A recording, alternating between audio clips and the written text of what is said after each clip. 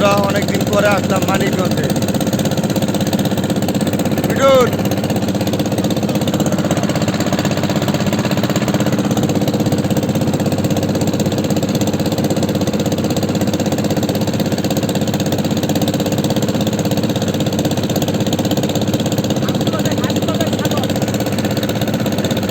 হাঁসগুলো দেখেন, অনেকগুলো হাঁস, সাদা হাঁস।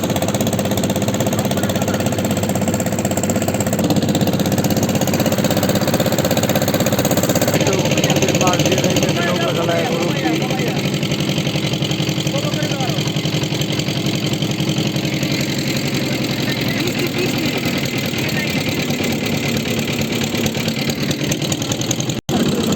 নদীতে অনেক পানি বাড়ছে। আমরা ঘুরতে আসলাম অনেকদিন পরে মানিকগঞ্জে। মানে মুখে রোদ নাই তো।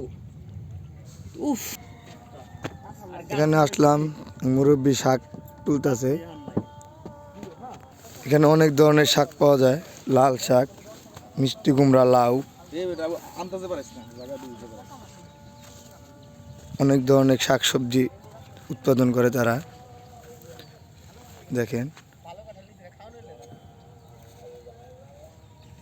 লাউ শাক, লাল শাক। দেখেন, এখানে ভেন্ডি গাছও লাগানো হয়েছে। অনেক ভেন্ডিও ধরছে, প্রচুর পরিমাণে ভেন্ডি। এই যে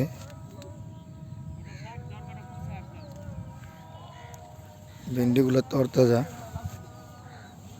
দেখেন, প্রচুর পরিমাণে ভেন্ডি ধরছে গাছে, বড় বড়। গ্রামের এই সমস্ত ফসল